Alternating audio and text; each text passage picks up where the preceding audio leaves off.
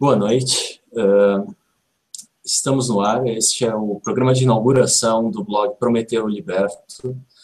Vamos aproveitar essa oportunidade para esclarecer vários pedidos que têm chegado desde o último ano e meio. Com certeza vocês já sabem que nós estamos falando do caso Olavo de Carvalho. Para esse efeito, tem comigo meu irmão Carlos, vocês já devem conhecer, e o professor Caio Rossi, nosso convidado especial para este efeito. Passo a palavra aqui imediatamente já para o meu irmão, para ele explicar um bocado da situação, e em seguida vem uma apresentação do professor Caio Rossi. Obrigado, Carlos. Boa noite. Bom, eu conheci o Olavo de Carvalho uns anos depois de ter deixado a universidade. Nunca tinha ouvido falar dele, e o que me despertou a atenção foi o fato de que, pela primeira vez, tinha visto alguém que escreve em português, na posição de jornalista e filósofo, que abordava certos temas que antes eu via resignados, basicamente, ao mundo anglófono, francófono. Acompanhei o Olavo durante anos,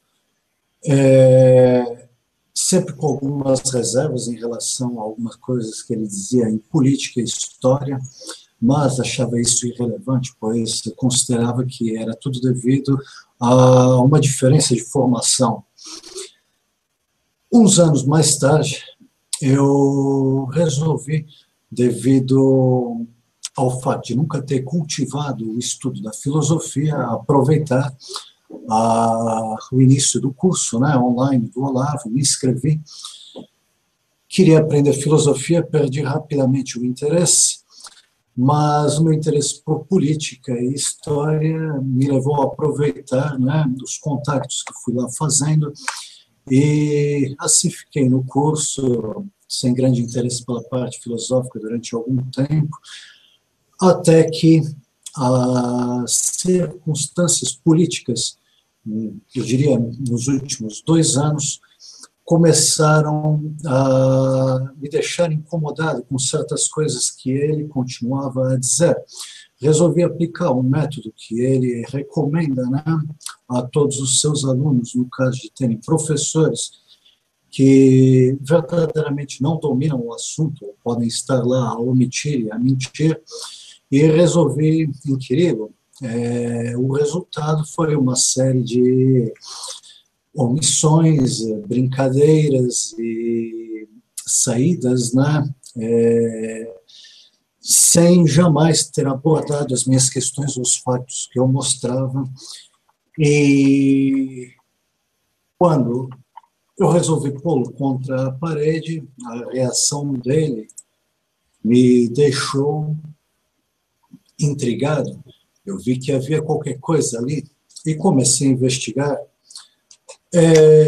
Bom, quem lê os posts do Prometeu, em ordem cronológica, e tem acompanhado o caso, que já dura há 1 ano e meio, está ciente de que nós fomos descobrindo, facto a facto, e só depois das primeiras semanas do conflito ter conflagrado é que, vamos dizer assim, soubemos de fato com o que estávamos a lidar. Isso foi muito importante, uma série de depoimentos, alguns de pessoas que são conhecidas e fizeram depoimento publicamente, outras que preferem se manter sob o anonimato, com medo de represálias. Foram muito importantes esses depoimentos, e mais importante ainda foi o fato de termos encontrado o Caio Rossi. Bom, investigando a vida dele, descobrimos que tudo aquilo que ele nos dizia do seu passado era falso, ou eram meias-verdades. Essas contradições, mais tarde, nós acabamos por constatar que acabavam por dar certas pistas. O facto é que nós descobrimos que o Olavo, ele, quando pertenceu ao Partido Comunista, não era um simples militante, ele tinha um cargo bem especial, que era a destruição de reputações. Ao mesmo tempo, ele exerceu a profissão de jornalista, né? E foi enquanto jornalista que, no princípio dos anos 70, ele teve um famoso surto de loucura no jornal onde trabalhava, foi internado e lá cruzou com o Dr. Juan César Müller. Desse encontro surgiu, né, o interesse do Juan César Müller, que era um astrólogo e ocultista, pelo Olavo, e a partir daí o Olavo, né, começa a exercer, e temos prova disso, a profissão de astrólogo, membro da ABA, né, Associação Brasileira de Astrologia, e inclusive chegou a fazer previsões e cartas astrais nos jornais. Seguindo nesse caminho, né, da profissão de astrólogo, o Olavo foi desenvolvendo o interesse e chegou à seita tradição fundada pelo famoso Idrechá, figura que recomendo a todos que estudem com atenção. E esse episódio, né, do envolvimento do Olavo de Carvalho com a seita tradição do Idrechá acabou numa ação, acabou em tribunal, né? Foi uma confusão enorme, e pelos depoimentos que o Olavo prestou aos jornais, e publicamos há poucos dias um desses depoimentos dele, ficamos a saber que aquilo era um circo de horrores. Estranhamente, o Olavo, logo a seguir a isso, né? Estranhamente porque ele diz que foi aí que conheceu a sua atual esposa, né?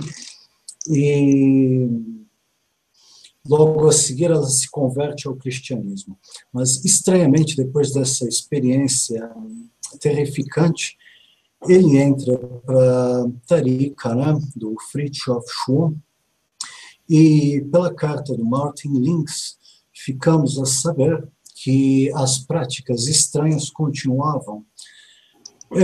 A seguir ao envolvimento dele com a Tarika do Schuon, temos uma série de episódios que mostram que o Olavo andou sempre em torno, né, desse interesse dele, pois temos aí a fundação de um curso em São Paulo, né, cuja ata obtemos. Temos aí os episódios de Curitiba, do instituto dele, onde até houve exorcismo.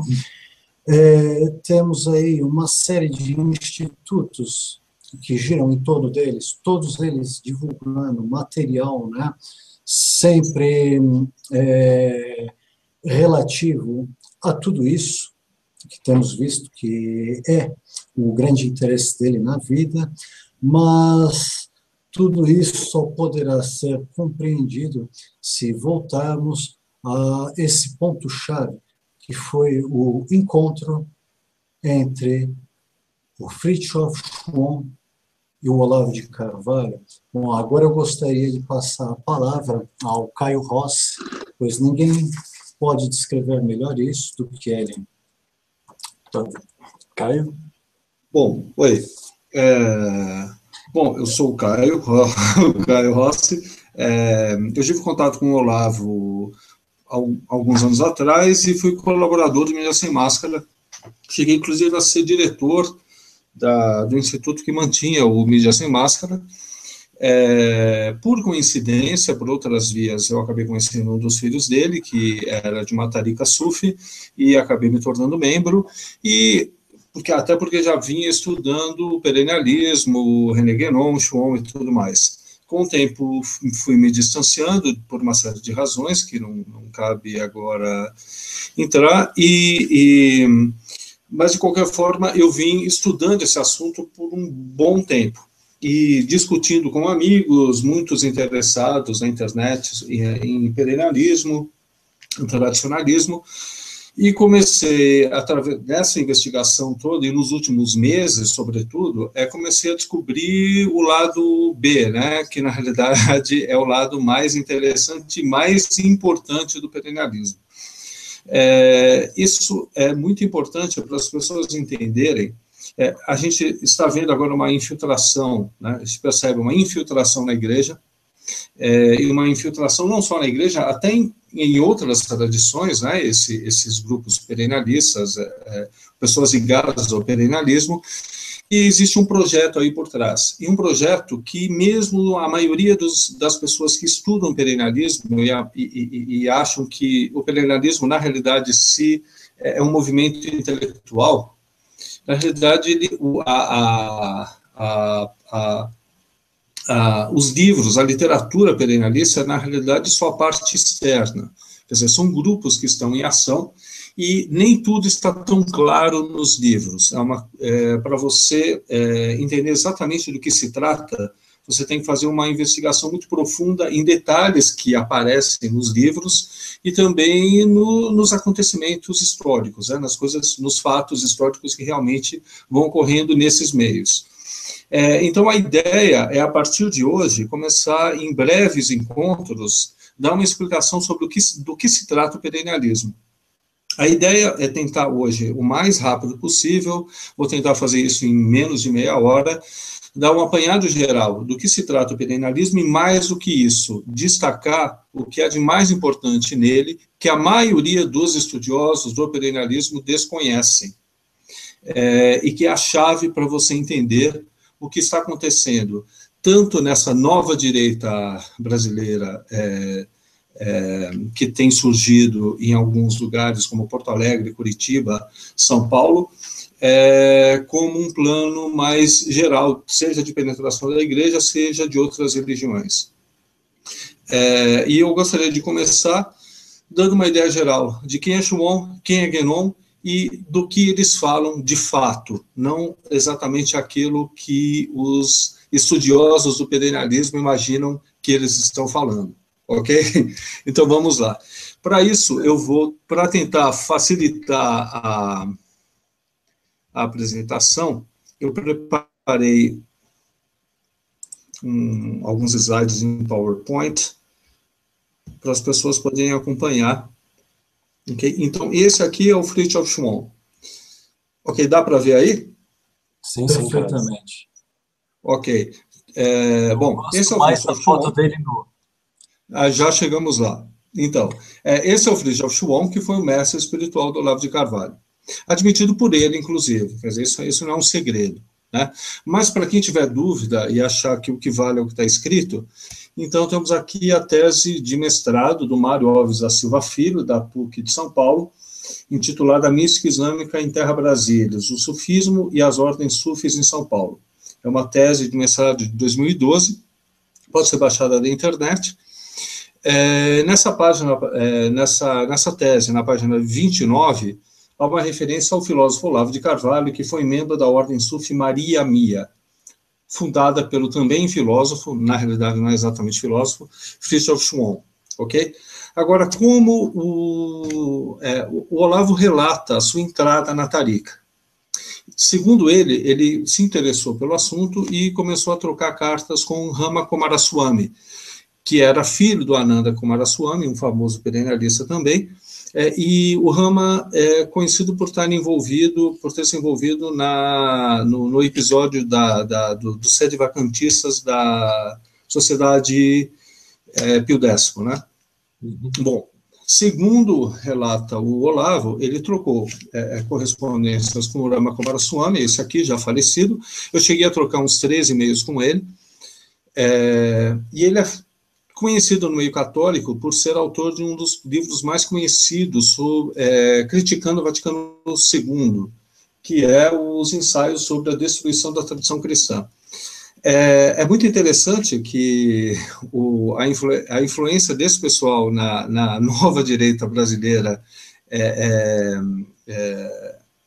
faz com que esse livro seja vendido no Instituto Liberdade, ou seja, se o nome do Instituto é Liberdade, tem toda uma, do Rio Grande do Sul, ou seja, tem toda uma conotação liberal, é muito estranho que você encontre um livro dessa natureza sendo vendido. Mas, de qualquer forma, aqui na sinopse desse livro, você encontra a referência a um encontro, né, do Instituto de Estudos Tradicionais do Peru, realizado em Lima em agosto de 85, no qual compareceu o Rama Coomaraswamy. O Olavo diz ter ido lá, quer dizer, o Rama estava vindo para esse encontro e marcou com o Olavo para se encontrarem lá. O Olavo diz que foi, e uma discussão no Orkut, ele entrou, foi lá na comunidade Olavo de Carvalho do B, ele entrou, provavelmente ele acreditava que eu fosse membro da Tariqa do Shuon, já não mais membro da Tariqa do filho dele. Na verdade, eu já havia largado todo a questão do Tariqa, mesmo do Islã, falando que o Martin Ings, que ele conhecia o Martin Ings, que o Martin Ings era homossexual, e quando ele foi para Lima se encontrar com o Rama Coomaraswamy, ele viu que depois do encontro todos foram para o hotel e tiveram uma suruba gay. Eu falei, isso quer dizer, Olavo, que você está confessando que você participou de uma suruba gay no hotel em Lima? Ele falou, não, quer dizer, ele nem respondeu. Depois ele gravou um vídeo falando, dando uma outra versão, que depois do encontro foi para o hotel e viu que o pessoal estava fazendo troca de casais. Eu perguntei para ele, isso quer dizer que o senhor participou da troca de casais, é isso? Ele não respondeu. Mas seja o que for, eu só estou dando as versões que ele deu, nem sei se isso realmente aconteceu. Mas o que importa, para alguém que está dizendo que encontrou uma suruba... Como casamento. Como casamento. Mas não quero entrar em detalhes da vida pessoal, nem sei se isso é verdade. O que importa é para alguém que disse encontrar uma suruba gay ou uma troca de casais, seria já o meio que o suficiente para você achar que não vale muito a pena se envolver com um grupo desses.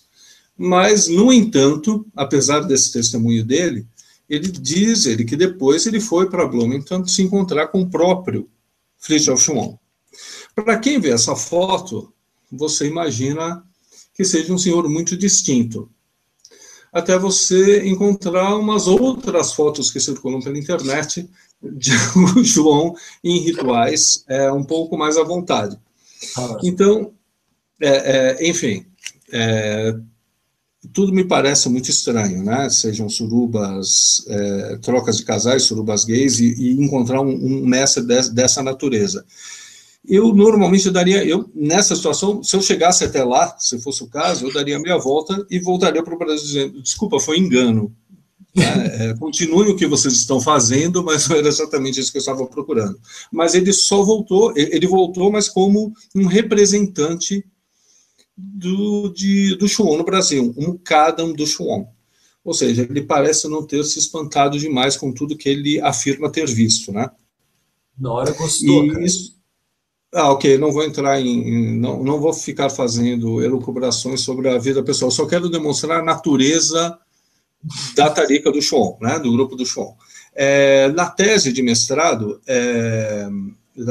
você tem uma referência à ligação do Olavo, né, com a Tariqa Maria Mia como um Mukadam. Aqui, a busca de Sidi Muhammad Issa, que é o Talias, o filho do Olavo, pela Tariqa Alauia, se deveu a uma questão familiar. Um parente seu, muito próximo, na realidade o próprio pai, foi um dos membros fundadores da Tariqa Maria Mia, no Brasil. Ou seja, só estou documentando aqui, né, a passagem do Olavo, se bem que ele não nega isso, ele admite que foi membro, só não sei se ele admite que foi o Mukadam, um representante oficial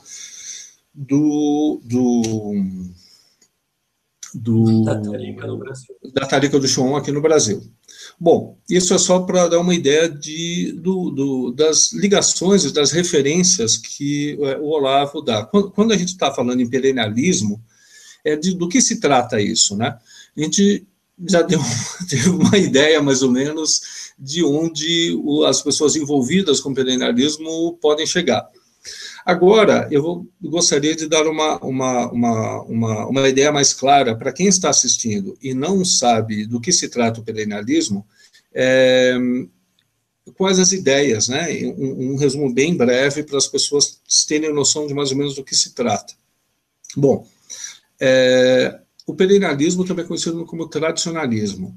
E ele foi, geralmente, o termo perennialismo, e mesmo tradicionalismo, ele tem mais um sentido, mas geralmente, quando se usa nesse contexto, se refere à escola perennialista, entre aspas, escola, fundada por René Guénon e seguida por Fritjof Schuon, que são os dois principais pensadores do perennialismo. E o que o perennialismo afirma? Ele afirma que todas as religiões verdadeiras, ou seja, aquelas que realmente teriam origem divina, elas foram reveladas e, ao menos na fase em que vivemos, as religiões, mais especificamente as semitas, elas têm dois níveis, ou duas faces, uma exotérica, exterior, e uma esotérica. A face exotérica é aquela que é pública e todos têm acesso. Ela é composta dos ritos e das doutrinas. E esses ritos e doutrinas são aquilo que é necessário para garantir a salvação do indivíduo, ou seja, para que ele não vá para o inferno. Estou fazendo um resumo muito resumido do que eles dizem, mas é basicamente isso. E o esoterismo, que seria reservado somente a uma elite, e elite aí, nesse sentido, não é exatamente uma elite financeira, ou nem mesmo cultural, intelectual, mas são pessoas que têm uma qualificação psicológica para esse tipo de conhecimento, esse tipo de busca espiritual. Aí você teria uma outra doutrina paralela à doutrina exotérica, que é uma doutrina metafísica. Você teria conhecimentos metafísicos e ritos que eles podem reaproveitar ritos exotéricos, ou seja, os ritos da própria tradição, uma vez que você receba uma iniciação esotérica, podem passar a ter um valor esotérico, ou ritos extras que teriam uma função esotérica. E qual seria a finalidade do esoterismo? Em termos práticos, levar à liberação, ou seja, a liberação, em termos bem budistas, porque eu acho que as pessoas conhecem o budismo de uma forma melhor, né? Mas se você estuda o budismo, você pode praticamente transferir as ideias do budismo para o que seja o esoterismo. Ou seja, você se livrar dos ciclos de renascimento, aí um renascimento que pode tem mais um sentido, aí é discutível, os perennialistas não aceitam a ideia de reencarnação, e através do atingir o nirvana dos budistas, ou a unidade divina, ou seja, você passa a ser uno com o absoluto. Ok? Então, em termos bem práticos aqui, fui o mais simples possível, é basicamente essa diferença. Então, você teria uma parte externa, exotérica, exterior, a qual todos os membros de uma religião têm acesso, e o esoterismo, que seria somente para uma pequena elite. Segundo Guénon, em geral, as tradições semitas, seja o judaísmo, o cristianismo e o islã, têm essa divisão. As tradições mais antigas, elas não necessariamente têm essa divisão tão clara entre exoterismo e esoterismo. Não sei se está claro. Acho que ok? sim. Ok? Agora, quando a gente dá uma olhada nessas fotos aqui, Guénon e Schuon, a gente não tem uma ideia muito clara de quem se trata, né? Outras fotos mais privadas de Schuon, por exemplo, aquele vestido para um ritual indígena. E aqui também outra foto mais à vontade. Ritual. Exatamente. Okay. Esse gosta de de tomar um banho de sol. O Guénon, ele tem aqui, ele parece que ele está tendo uma dor do rim, alguma coisa do gênero, mas na realidade ele era um maçom e fazendo um típico sinal maçom que você encontra em outras celebridades, né, conhecidas ligadas à maçonaria. Então, na realidade, ele é reconhecidamente um mestre maçônico, inclusive abriu, fundou lojas maçônicas, uma conhecida loja na França, que é conhecida como uma loja guénoniana, e o Shuon operava através de uma tariqa, uma organização sufi, que inicialmente começou como exclusivamente islâmica e depois foi tomando áreas mais universalistas. Eu estou tentando ser o mais breve possível, não sei se fui claro. Vocês têm alguma pergunta? Para já está sendo claro, cara. Ok. Bom, continuando aqui, só que houve uma divergência entre Guénon e Shuon. Então, o Shuon procurou Guénon, ele leu os livros do Guénon, se interessou pelo assunto, foi procurá-lo. Guénon mandou que ele fosse até a Argélia. Há uma certa controvérsia nessa história, se ele realmente foi até lá e teve contato com o Sheikh Al-Alawi, mas, de qualquer forma, ele diz ter tido contato com esse Sheikh e teria feito um retiro espiritual de cerca de 3 dias, atingido a gnose e voltou para o Ocidente como representante desse Sheikh. Com o tempo, Guénon e Shuon entraram em desavença. Guénon havia se convertido ao Islã, pelo menos, né? Ele não acreditava nem na possibilidade de conversão, mas exteriormente ao Islã, e era praticante do sufismo, e defendia o Islã como uma grande solução para o problema do Ocidente. O Shuon, na tariqa dele, começa a ter divergências com Guénon. Pelo menos é isso que veio a público, apesar do Olavo dizer que essa divergência, na realidade, não foi muito sincera, mas, de qualquer forma, oficialmente é essa a versão que a gente tem. Guénon publicou um texto chamado Cristianismo e Iniciação, na realidade, em resposta a ideias que Shuon estava defendendo. Então, nesse texto, eu coloquei um link, o texto está em espanhol, mas é possível você ver aí as ideias que Guénon tinha em relação ao cristianismo. Para Shuon, para Guénon, o cristianismo era inicialmente, ou havia sido inicialmente, um esoterismo, uma espécie de um grupo esotérico, uma tariqa esotérica advinda do judaísmo. E com o tempo, com a decadência da tradição romana, o cristianismo teve que adotar a função exotérica que não era de sua natureza. É assim que ele pretendia explicar certas características do cristianismo que divergiam do que seria típico de se esperar de um exoterismo. Porque o cristianismo era um esoterismo que haveria se exoterizado, ou seja, um caminho iniciático que passou a cumprir uma função pública que não era a sua função original. Então, você teria nos rituais, no simbolismo, na linguagem do cristianismo, uma série de indicações do seu esoterismo. E é o que ele tenta explicar nesse texto. Shuon discordava dele. Para o Shuon, o cristianismo era algo muito incomum, porque ele seria um exoterismo esotérico, ou um esoterismo já por natureza exoterizado. Ele já teria surgido dessa forma.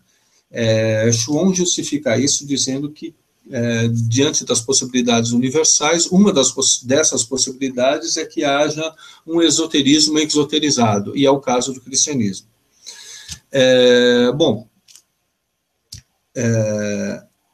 Essa discussão parece muito teórica e não parece ter muita substância, mas se você for na obra do Shuon, a coisa começa a ficar um pouco mais clara. Nesse livro, que é o mais conhecido dele, A Unidade Transcendente das Religiões, ele explica ele aponta os indícios da natureza esotérica do cristianismo. Ele faz isso no capítulo 8º. Eu destaquei esse trecho aqui, que eu acho mais importante. Então, o caráter essencialmente iniciático do cristianismo é sempre reconhecível em indícios de primeira ordem, como a doutrina da Santíssima Trindade, já que é uma doutrina de difícil compreensão, ela seria um tanto quanto reservada para uma pequena elite, né, porque você tem um problema de uma trindade numa unidade. O sacramento da Eucaristia, e particularmente o uso do vinho nesse ritual, assim como em expressões puramente esotéricas, como Filho de Deus e, sobretudo, Mãe de Deus. E é esse caminho aqui que eu gostaria de tomar. Por que ele disse, sobretudo, Mãe de Deus?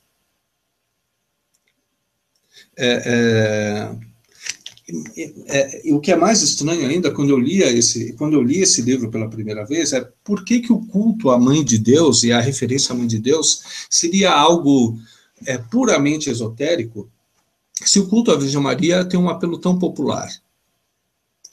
Parece...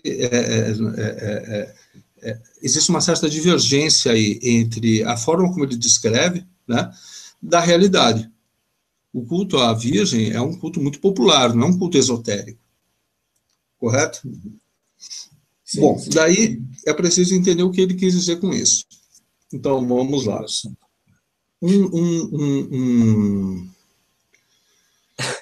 Isso se torna ainda mais importante porque esse é um texto muito interessante para você entender certas transformações do ponto de vista do Chuon.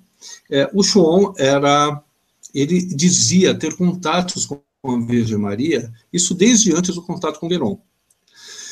Ele procura Guénon, supostamente vai atrás do Sheikh Al-Alawi, tem a sua experiência de gnose, vai para a Europa, depois vai para os Estados Unidos, daí ele começa a dizer que não, que ele não era mais exatamente um representante do sufismo islâmico. Através do contato dele com a Virgem Maria, ele acreditava ter um novo modelo de tariqa, uma tariqa universalista. E esse texto aqui, tem um link aqui embaixo, ou se jogar no Google esse texto é possível encontrar, existe uma explicação, não existe uma boa explicação, mas se expõe, né, como o que teria ocorrido a mudança do ponto de vista do Chuon, ok?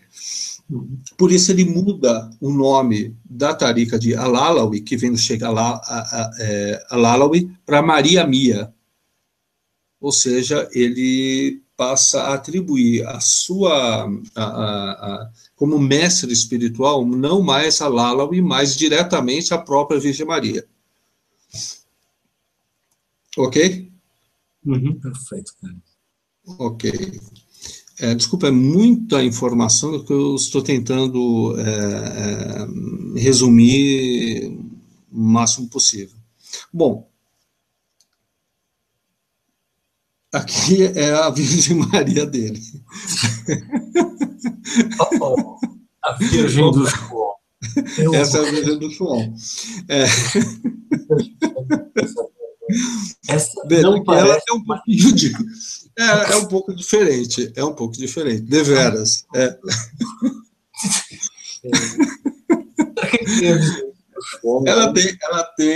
Ela tem atributos um tanto quanto tântricos. Mas vocês vão entender já já de onde vêm esses atributos. Bom, vamos primeiro dar uma olhada no que diz a Igreja Católica e mesmo a Igreja Ortodoxa em relação à Virgem, já que são as duas, né, tradições cristãs que reconhecem a importância da Virgem Maria, mesmo que em detalhes divirjam. Então, segundo a doutrina católica e ortodoxa, né, Deus é a Santíssima Trindade, e a Santíssima Trindade é composta pelo Pai, Filho e Espírito Santo. Ponto final. Como o Léo Trezzi explica em A Fé Explicada, eu retirei esse trecho aqui que eu acho seria interessante, é um pouco chovendo molhado, mas é bom enfatizar isso. Esse trecho, se não me engano, ele tira do catecismo, ele explica esse trecho, né? Então, Deus enviou o seu Filho, mas para formar-lhe um corpo, quis a livre cooperação de uma criatura, ou seja, um ser que Deus criou, não uma divindade. Por isso, desde toda a eternidade, Deus escolheu para ser a mãe de seu filho uma filha de Israel, uma jovem judia de Nazaré, na Galileia, uma virgem desposada com um varão da casa de Davi chamado José. Mudou a tela aí? Sim. Ok. Ao anúncio de que conceberia o Filho do Altíssimo, Maria respondeu com a obediência da fé: Eis a serva do Senhor, ou seja, ela era serva do Senhor, faça-se em mim segundo a tua palavra. Assim, dando o seu consentimento à palavra de Deus, Maria tornou-se mãe de Jesus. Ela não era mãe de Jesus, ela tornou-se mãe de Jesus. E abraçando de todo o coração a vontade divina de salvação, entregou-se ela mesma totalmente à pessoa e à obra de seu filho, para servir na dependência dele, com ele, pela graça de Deus, ao mistério da redenção. Então, na realidade, qual o status de Maria, seja na Igreja Católica, seja na Ortodoxa, apesar de certas diferenças de doutrina, da Mariologia das duas, né? Maria é uma criatura, como nós, ela não é um ser divino, e ela tem um papel na redenção por graça divina, é uma decisão de Deus, o status especial que ela tem na criação.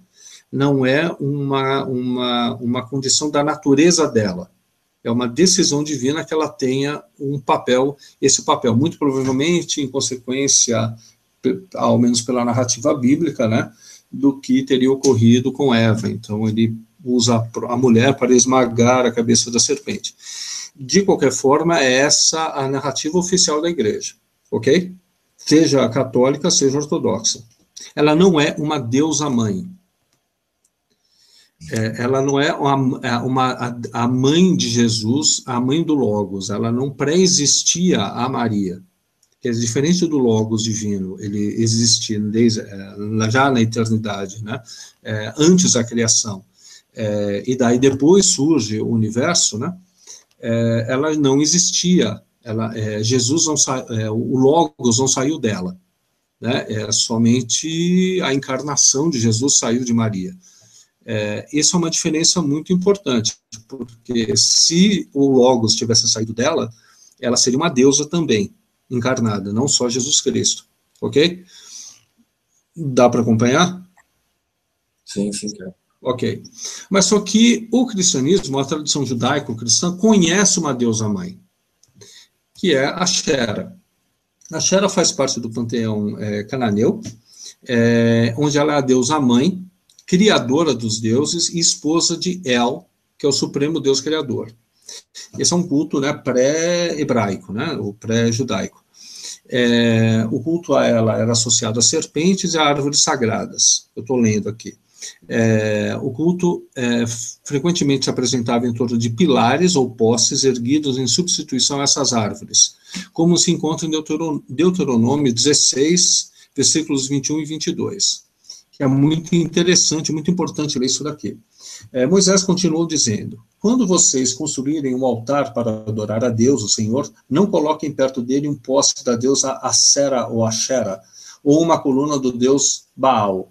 O Senhor, nosso Deus, detesta esses ídolos pagãos. Então você tem, tanto nesse trecho, quanto em Juízes 6, onde o Senhor ordena que o poste ou pilar de Axera seja destruído, juntamente com o altar de Baal, e outras referências aqui, Juízes 3, 7, Êxodo e Deuteronômio, você tem frequentes referências no Antigo Testamento à não aprovação por parte de Deus do culto a Axera. Ou seja, o culto a Deus, a mãe, nunca foi aceito nem no Antigo Testamento e nem no cristianismo. A Maria nunca teve, a Xera, né, ou melhor, né, Deus nunca teve uma mãe no sentido divino do termo, somente no sentido carnal, como encarnação de Jesus Cristo. E o culto a uma deusa, a deusa mãe, nunca foi aceito nem no judaísmo e nem no cristianismo, mesmo ele aceitando Jesus como uma instância em termos de doutrina, ok? Sim. Posso prosseguir? Pode prosseguir. Tem uma estudiosa muito interessante que, por coincidência ou não, eu estava estudando, na qual eu estava me aprofundando muito antes de começar a investigar o caso Olavo de Carvalho, Margaret Parker, que é uma scholar britânica, que praticamente iniciou uma nova área de investigação da teologia, que é a teologia do primeiro templo. Segundo ela, é possível, e é muito convincente o trabalho dela, você identificar, seja nas escrituras sagradas, seja em outros documentos antigos, indícios de que, no primeiro templo, durante um determinado período, havia um culto a Xera e a El e a seus filhos. Ou seja, havia um culto um tanto quanto politeísta dentro do primeiro templo. Esse culto teria sido banido mais tarde pelos judeus, por profetas judeus, mas só que ele teria sobrevivido underground no meio, no meio judaico. E haveria certas referências do cristianismo a essa recuperação do judaísmo do primeiro templo, inclusive no culto a Maria. Ou seja, o culto a Maria seria um retorno do culto a Axera. Essa é uma possibilidade que ela levanta, mas que é muito difícil de se acreditar.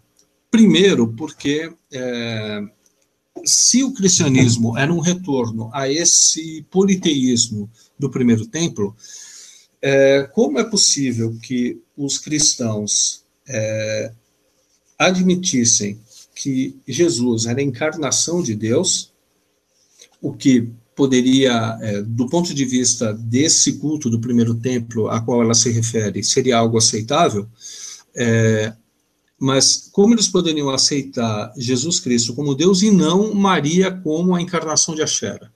Ou seja, se os cristãos estavam abertos o suficiente, contrariando o tipo de monoteísmo judaico que não aceitava a encarnação de Deus, se eles estavam prontos para aceitar Jesus como encarnação divina, por que eles não estavam prontos a aceitar Maria como uma manifestação de Axera ou da deusa mãe?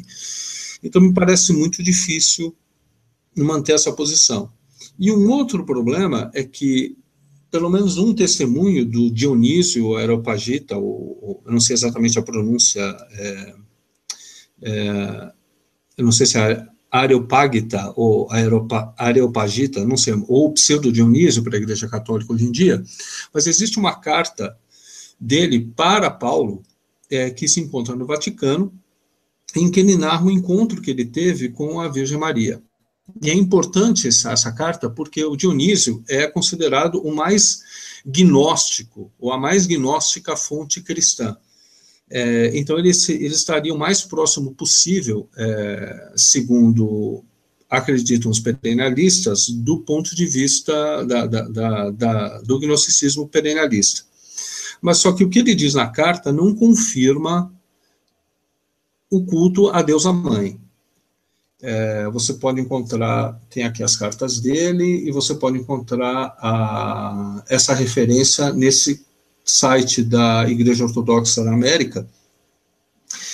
Eu traduzi esse trecho, diz ele na carta para Paulo: além do próprio Deus, não há nada mais pleno de tanto poder e graça divina. Ninguém consegue compreender totalmente o que eu vi. Eu confesso diante de Deus, quando eu estava com João, que brilhava entre os apóstolos como o sol no céu, quando fui trazido diante do semblante da mais sagrada Virgem, experienciei uma sensação inexpressável. Diante de mim brilhou um tipo de radiância divina que transfixou o meu espírito. A graça que dela emanava preencheu o meu coração e abalou o meu espírito. Se eu não tivesse a sua instrução em mente, eu a teria tomado indevidamente pelo próprio Deus. Então veja que, mesmo Pseudo-Dionísio não atribuiu a Maria uma divindade, sendo que, de todos os primeiros cristãos, o que estaria mais próximo da possibilidade de fazê-lo seria ele. Então, nem a tradição cristã, apesar de admitir a divindade de Jesus, admitiu a divindade a Maria, e nem o testemunho de Dionísio confirma essa divindade de Maria. Ok? Eu não sei se eu fui claro Estou tentando ser o mais rápido possível. Não sei se foi claro na explicação. Ok? Ficou bem clara a contradição aí do que ela disse. Pode avançar. Ok. Por outro lado, vejamos o que diz o perennialismo em relação a isso. O perennialismo defende que o esoterismo é, na realidade, a tradição primordial. Houve uma primeira tradição do início da humanidade em que todos eram gnósticos. Com o tempo, né, conforme houve uma decadência da humanidade, isso passou a ser um conhecimento para poucos. Mas na tradição primordial, todos tinham acesso ao esoterismo. O esoterismo era, entre aspas, a religião de todos. Essa tradição primordial, portanto, propiciava a gnose. A gnose se dava através da sofia, né, que é o termo para a gnose, é o conhecimento direto. E Sofia é o eterno feminino, ou o divine feminine. Ou seja, segundo o esoterismo, a tradição primordial, que é o esoterismo, propicia a gnose através da Sofia, e Sofia é o eterno feminino. Ou seja, segundo o esoterismo, segundo o perennialismo, você tem um eterno feminino, ou um feminino divino, que é a Sofia, que propicia a gnose. O que está claramente em contradição com o que você tem no cristianismo. No cristianismo, você não tem um eterno feminino. Ok? Você não tem a Xera, você não tem a deusa mãe. Então, vamos lá. A gente tem aqui o esoterismo, que é o eterno feminino, ou em inglês, Divine Feminine, se alguém quiser jogar no Google. E no cristianismo, a Virgem Maria, que é uma criatura, não uma divindade, que pela graça divina tem um papel especial na redenção. Ok? Perfeito. Ok. Isto feito, vamos ver em detalhes o que René Guénon diz a respeito.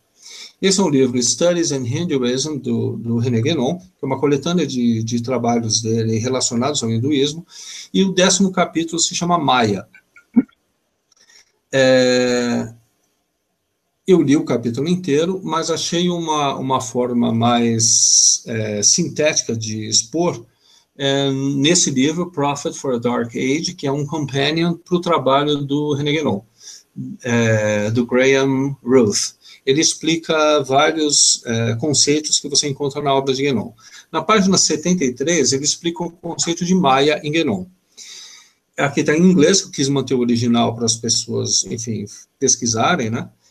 Mas eu vou traduzir enquanto eu leio. Então, segundo, aqui ele está citando, está reproduzindo um trecho do livro do Guénon, o estudo sobre hinduísmo. Então, Maya é o poder maternal, a Shakti, através da qual a compreensão divina atua. Ela é a Kriya Shakti, o poder criativo inerente em Brahma, o princípio supremo. Nessa parte aqui, então Guénon está identificando Maya com Shakti, que é o poder maternal, através da qual se dá a compreensão divina. Atua a compreensão divina. Esse trecho já é do autor, resumindo o texto do Guénon sobre Maya. Então, Maya é também identificada como a sabedoria, wisdom, ou Sofia. Conforme esse conceito é compreendido na tradição judaico-cristã. Nesse sentido, Maya é compreendida como a mãe dos avatares, né, dos enviados divinos. O autor continua numa nota. Guénon menciona os comentários de Kumaraswamy, que a mãe de Buda não é chamada de Maya por acaso, adicionando que o mesmo pode ser dito do fato de que a mãe de Hermes é chamada também de Maya. Então, aí existe uma identificação, resumindo, de Maya com Shakti. Shakti é a mãe dos avatares, também é Sofia, portanto, que traz o conhecimento e a gnose. Então, quando você está falando de tradição primordial e gnosticismo, e a característica principal da tradição primordial era o acesso à gnose a todos, você está falando de Maya, de Shakti, do contato especificamente com Shakti, ok? Quando você fala em esoterismo para Guénon, você está falando de gnose, portanto está falando de Shakti. Nesse outro livro, Fritjof Schuon, Roots of the Human Condition, que é Raízes da Condição Humana, ele também explica esse mesmo conceito. Na parte 1 tem um capítulo chamado Mahashakti, que eu reproduzi aqui também e vou traduzir. Então, diz ele, o termo Shakti significa fundamentalmente a energia eficiente do princípio supremo, visto em si mesmo ou em um dado grau ontológico. Para o princípio, ou digamos, na ordem metacósmica, pois o princípio, ou digamos, a ordem metacósmica, compreende graus e modos em virtude da relatividade universal, Maya, no qual ela reverbera. Essa parte é toda muito difícil de compreender, mas é a introdução só para mostrar que ele está falando de Maya. E Shakti, né? Então ele também está fazendo a identificação de Shakti com Maya. Então, no domínio da vida espiritual, o mesmo termo Shakti significa a energia celestial que permite ao homem entrar em contato com a divindade através dos ritos apropriados e com base em um sistema tradicional. Então, é aquilo que permite ao homem entrar em contato com a divindade. Essa é a função de Shakti. Essencialmente, essa Shakti divina ajuda e atrai. Ela ajuda como mãe e atrai como virgem. Então, já estamos chegando aqui a um conceito mais cristão. Sua ajuda descende, né, vem de cima, em nossa direção, sobre nós, do céu, enquanto a sua atração, a sua atratividade, nos eleva em direção ao céu. Por quê? Porque ela que traz a gnose, ela vem de cima e nos eleva. Isso significa dizer que a Shakti, como pontífex, ou seja, como a ponte, né, que faz a ponte entre o céu e a terra, por um lado, confere um segundo nascimento, e por outro, oferece uma graça liberadora, né, libertadora. Ele continua. Enquanto poder liberador latente e imanente, ou como potencialidade de liberação, a Shakti é chamada de Kundalini. O coiled up, que é como se fosse enrolada em torno de si, porque ela é comparada a uma serpente adormecida. O seu despertar no microcosmo humano, ou seja, no organismo, no ser humano, é levado a cabo graças à prática yogi do tantrismo. Em outras palavras, o que ele está dizendo é o seguinte, que Shakti, que é a mãe, que é a virgem, é também a energia da Kundalini, que se utiliza no tantrismo. Veja que isso dá um novo sentido ao termo pianista tântrico, né? Porque passa a ser o pianista mariano. Agora nossa e Felipe Scagliuzzi irá assistir este hangout. Mas tudo bem. Vamos lá. Quanto a Tara é a mãe do Buda, né?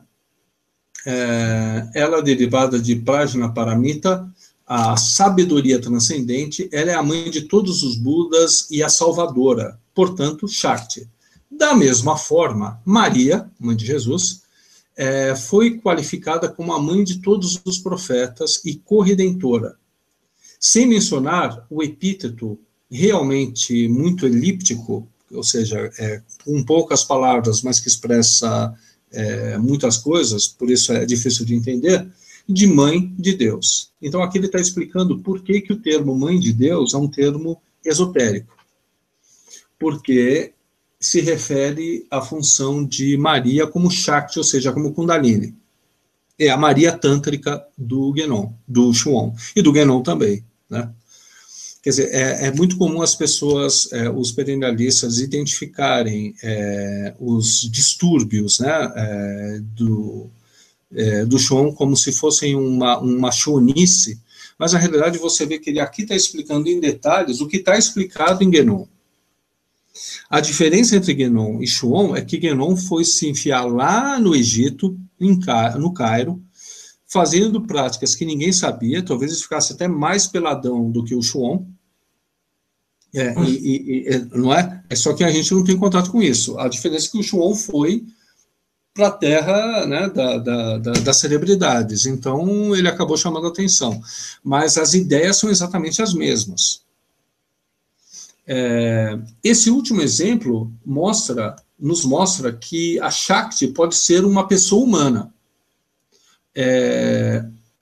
uma mulher terrestre e, a posteriori,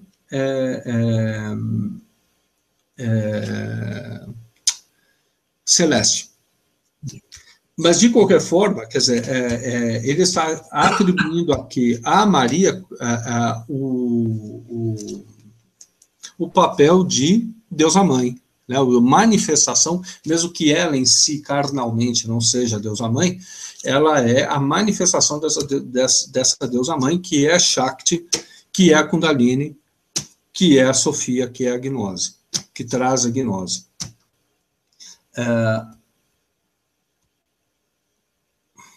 Ok?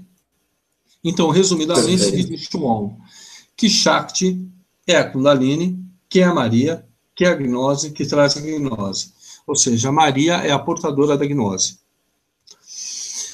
Qual a importância disso? Eu acabei aqui a explicação. Eu disse que seria mais breve possível, porque eu quero separar toda essa explicação, ela é muito complexa, e eu estou tentando ser o mais breve possível, então nem sempre a minha explicação é muito clara, mas a gente vai repassar isso da próxima vez. A gente programou uma série de hangouts em que esses conceitos vão ser explicados e expandidos aos poucos.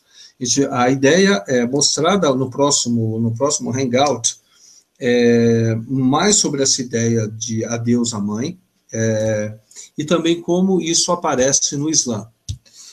Só para dar uma ideia mais clara, já para adiantar o que será falado no próximo hangout, existe uma certa competição aí no meio perennialista entre se adotar o Islã como a forma tradicional em que a deusa mãe se expressa, ou o catolicismo, o cristianismo, devido às manifestações marianas. Então, você tem duas vertentes aí do perennialismo que não se bicam, não concordam quanto a melhor tradição para fazer a penetração gnóstica que eles pretendem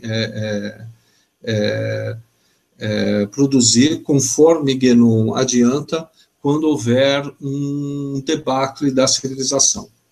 O plano expresso por Guénon no Reino da Quantidade, no livro Reino da Quantidade, é que haveria uma decadência generalizada da civilização, haveria uma crise, nessa crise haveria uma restauração, e essa restauração seria feita por uma elite gnóstica infiltrada nas diferentes tradições que ele pretendia criar. Então, a intenção de Guénon era criar essa elite gnóstica.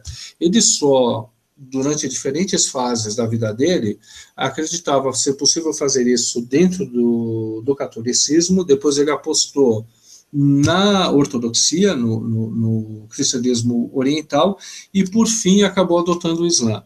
Então a gente ficou com a imagem de que o perennialismo e o Islã, ou expansão islâmica, são exatamente a mesma coisa. Mas essa é uma estratégia. A estratégia chuoniana, a gente, né, como foi explicado, ele muda, no meio da vida dele, ele muda e passa a apostar numa via mariana, universalista. E você tem outras tendências também. Então, para entender o que está acontecendo, a penetração, a infiltração perennialista, e o que está acontecendo no Brasil nesse exato momento, é necessário entender essa complexidade e não cair no erro de achar que estamos enfrentando uma conspiração islâmica, porque por mais que ela também ocorra, a coisa é mais ampla do que parece. É totalmente possível, e esse é o grande problema, é totalmente possível esconder, e muito bem escondido, como a gente viu aqui, um projeto de infiltração perennialista na Igreja Católica e na Igreja Ortodoxa, sobretudo no movimento mariano. O movimento mariano acaba sendo a interface, eu não estou aqui nem entrando na questão de quais os limites que o movimento mariano deve ter, mas o que mais importante é perceber que o movimento mariano é exatamente a interface em que o perennialismo penetra na Igreja Católica. E é preciso que os católicos tenham consciência disso. Comparativamente, os ortodoxos têm maior consciência, porque eles já enfrentaram a sofiologia do Soloviev, do Florensky, e têm uma melhor noção desse ataque. Eu tenho a impressão, a convicção, na realidade, já a convicção, né, pelo que vem observado, que os católicos não têm consciência da natureza dessa penetração. E seria muito importante que se começasse a a prestar atenção ao que está acontecendo. É basicamente isso. Não sei se vocês têm alguma observação, alguma pergunta. Eu tentei ser o mais breve possível para tornar o Hangout menos cansativo.